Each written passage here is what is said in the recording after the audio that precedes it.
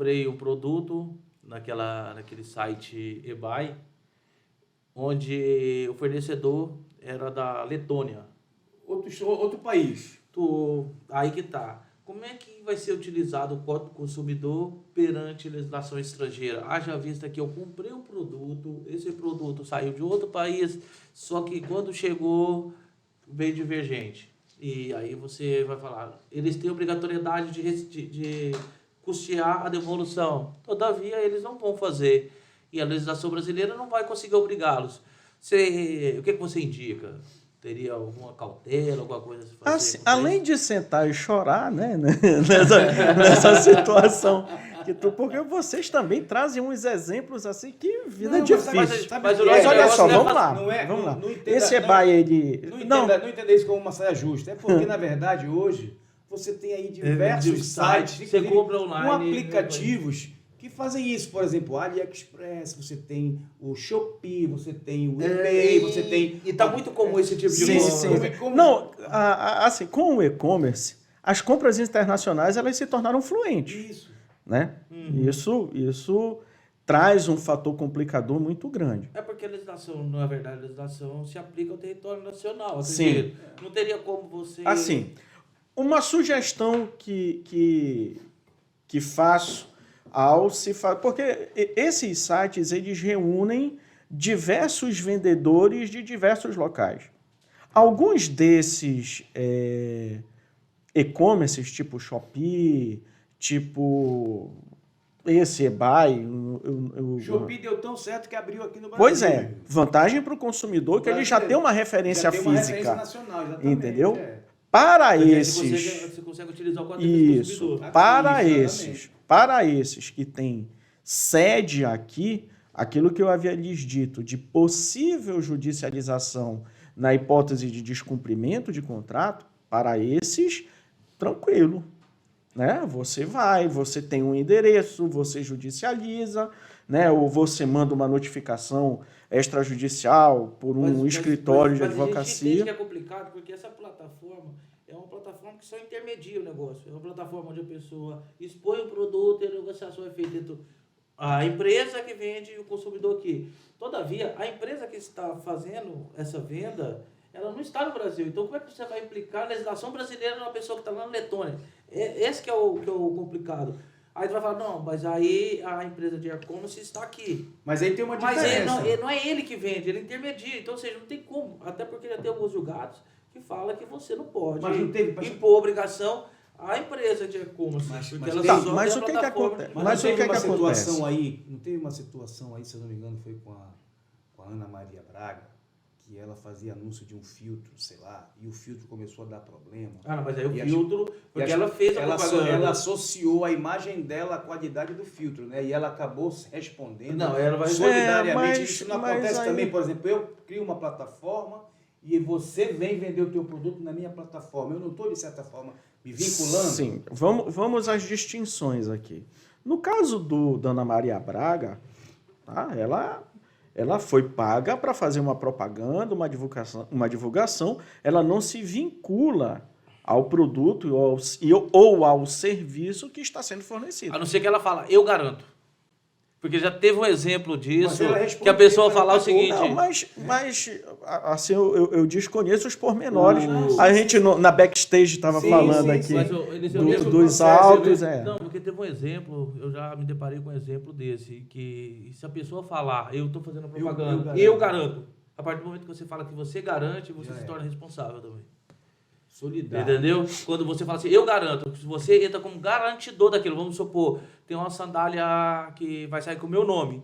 Aí eu faço a propaganda, tá? Meu nome estampado no produto, eu falo assim, não, eu garanto o produto. Eu garanto que não solta tira. Então, automaticamente, você está assumindo a responsabilidade. Eu garanto que não solta tira. Desse desenho. Isso. Eu ainda acredito... Assim, também estávamos conversando no nosso bate-papo que antecede a conversa, daquilo que é a insegurança jurídica do que vivenciamos. E acreditem, essas inseguranças, essas incertezas, faz com que produtos e serviços se tornem mais caros. Né? Na medida em que eu tenho decisões que vai lá não, olha, para eu fazer uma propaganda a respeito de um determinado produto ou serviço, eu também tenho que antecipar as possíveis responsabilidades de natureza civil daí decorrentes, tá?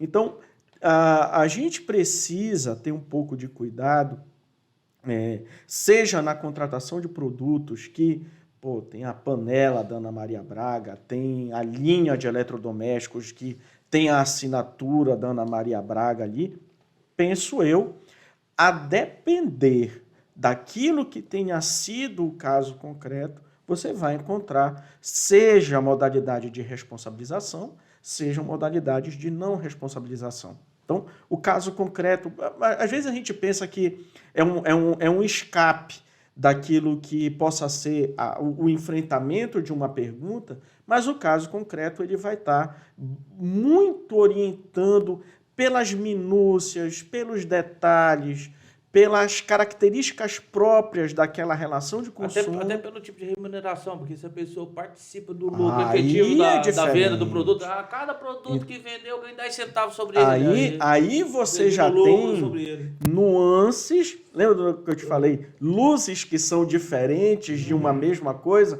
que às vezes não vão se aplicar em todos os casos, né? Então, é importante entender o caso concreto e as minúcias do caso concreto. Mas voltando aqui, só para a gente não fugir das compras internacionais. Realmente, esse consumidor, para obrigar o cumprimento da lei brasileira lá na Letônia, amigo, né, sinto informar, né, que é importante pegar um baldezinho ali, lenços, né, que sejam... lenços que sejam ali dupla face, né, que não machuquem o rosto, porque vai ter problemas nessa consertação de coisas. Por isso, é sempre importante a gente entender. Tem um custo Brasil aqui, amigos. Tá? Um Shopee que abre uma filial aqui, ele se submete a tudo aquilo que a legislação brasileira traz, como bom e como ruim. Tá? Então, para o custo Brasil vai se apresentar custos de natureza tributária, custos de natureza trabalhista e custos de natureza de direito do consumidor.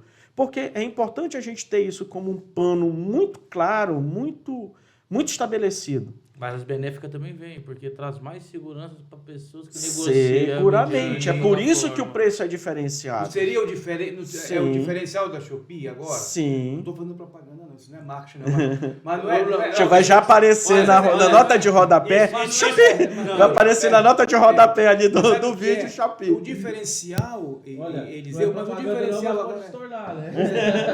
O diferencial agora é que ela se submetendo às regras legais brasileiras, ela atrai o consumidor brasileiro a comprar mais dela do que dessas outras que o senhor falou, como o Paulo disse que comprou da Letônia, que o produto veio errado, ele não tem mais o que fazer. O preço é mais competitivo, né? O preço... E ainda que seja um pouco maior, ainda que seja um pouco mais caro, mas eu vou ter a segurança de que se der problema, o cara está aqui e eu tenho o código do consumidor para me proteger.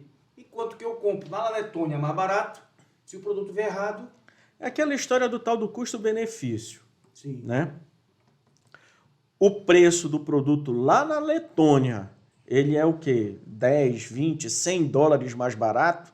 A depender do fornecedor que se tenha lá, e o imposto que você vai pagar também tem que ser tudo bem calculado. Também tem isso, né? Não, porque ainda tem...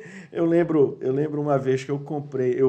Tinha um amigo que estava morando nos Estados Unidos, pedi que ele me enviasse um telefone. Quando chegou aqui, por essas e outras sortes que eu sempre tenho, ele foi barrado na alfândega. Teve que pagar. E na alfândega eu paguei um outro produto. Outro telefone. Exatamente.